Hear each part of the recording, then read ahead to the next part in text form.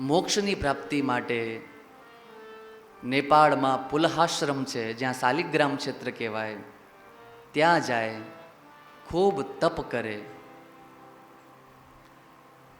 આપણે બધા જાણીએ છીએ કથા कि एक मृग आता है, नदी के एक किनारे से दूसरे किनारे की ओर छलांग लगा रहा होता है, पीछे सिंह होता है, उसी समय प्रसव होता है और एक हिरण जो है वो जन्म लेता है. माँ की मृत्यु उस नदी में हो जाती है और बच्चा जो होता है उस पर दया करते हैं भरत जी.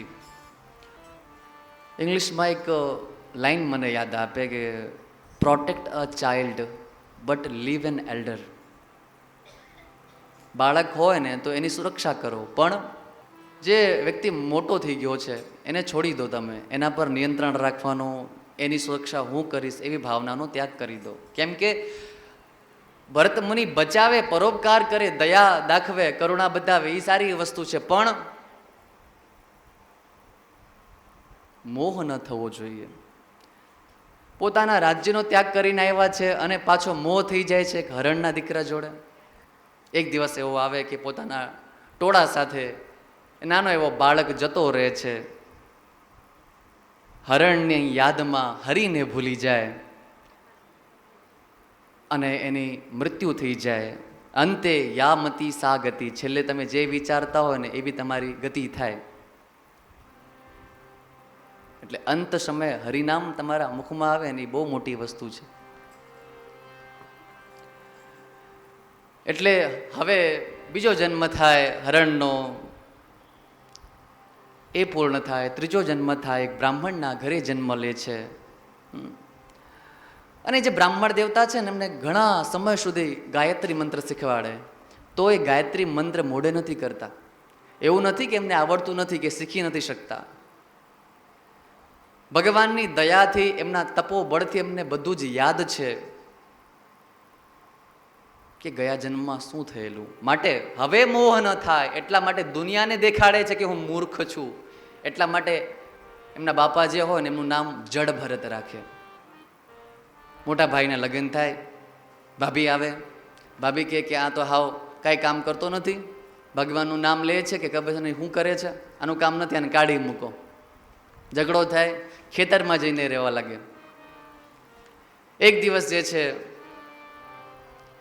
માતાને બલિ આપવા માટે એક વ્યક્તિની શોધ ચાલતી હોય છે, અને વ્યક્તિ જુએ છે કે આ તો જો હૃષ્ટપુષ્ટ છે, બલિ આપવા માટે એકદમ વ્યવસ્થિત પાત્ર છે, લઈ ચાલો આને. લઈને જાય, અને ભગવતી કાળી માતાનું મંદિર હોય. માતાના 3 સ્વરૂપ છે, એક મહાકાલી, એક મહાલક્ષ્મી અને એક મહાસરસ્વતી. સત્વગુણ, રજોગુણ અને તમોગુણ. આ 3 શક્તિઓ જીવનમાં અત્યંત આવશ્યક છે. સરસ્વતી જ્ઞાન સ્વરૂપા છે, જીવનમાં જ્ઞાન અત્યંત આવશ્યક છે. મહાલક્ષ્મી એ દ્રવ્ય શક્તિ છે, દ્રવ્ય વગર સંસારમાં કાંઈ પણ ન થઈ શકે. અને મહાકાળી એ ક્રિયા શક્તિ છે, તમારું શરીર ચાલે છે, તમે ચાલી શકો છો, ખાઈ શકો છો, એ મહાકાળીની દયા છે. અને એક સ્ત્રીનું જે જીવન હોય ને એ પણ મહાકાલી, મહાલક્ષ્મી અને મહાસરસ્વતી સ્વરૂપા હોય છે.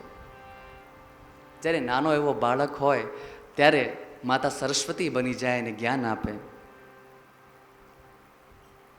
જ્યારે પતિ ધન લઈને આવે, એ જેટલું પણ કમાય એમાં આખો મહિનો કાઢવાનો હોય, ત્યારે લક્ષ્મી સ્વરૂપા બને અને એ બજેટમાં બધું કામ કરી આપે. એટલે એ લક્ષ્મી સ્વરૂપા છે. અને જ્યારે પરિવાર પર આપતીઓ વિપત્તિઓ આવે, ગાયનું વાછરડું હોય એના પર સિંહ આક્રમણ કરે ને તો ગૌ માતા સિંહ જોડે પણ લડવા માટે આગળ આવી જાય છે. દુર્ગતિ નાશિની દુર્ગા.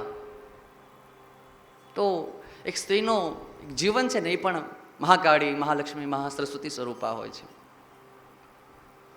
કાળી માતા પાસે જે છે બલિ આપવા માટે લોકો જડભરતજીને લઈને આવે છે. માતા કાળી રૂષ્ટ થઈ જાય છે કે આવો ભક્ત, પરમ ભક્ત, જે વિતેલા 3 જન્મોથી ભગવાનની તપસ્યા કરે છે,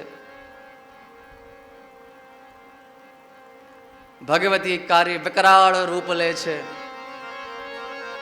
કાળો કાળો સ્વરૂપ છે, ભયંકર લાલ તિલક કર્યું છે,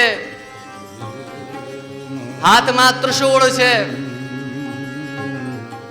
માતા મહાકાળી પોતાનું જીભ જે છે બહાર કાઢે છે.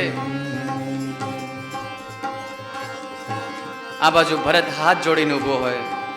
તું હાલને દટોય ત્યાંથી કોઈ વારું નહીં કને વાટું ન રખતા વાવડે માં તલખતા છોરું તને ઊભી ન રેજે એક ઘડીએ દાબળી લઈ દોડજે રવરાય લાજુ રાખવા અણ વખત વેલી આવજે અણ વખત વેલી આવજે. માતા મહાકાળી એ મૂર્તિમાંથી બહાર આવે છે. સાક્ષાત જીભ વારંવાર બહાર કાઢે છે. પોતાના હાથમાં રહેલા તલવાર અને ત્રિશૂલ વડે એ દુષ્ટોને મારી નાખે છે અને એ દુષ્ટોના મુંડને લઈને, માથાને લઈને ભગવતી માતા ભયંકર ચિત્કાર કરે છે. વાતાવરણ શાંત થાય. ભરતજી જે છે સ્તુતિ કરે છે. તો ભરતજીનું સુંદર ચરિત્ર છે. ભરતજી મોક્ષ પ્રાપ્ત કરે.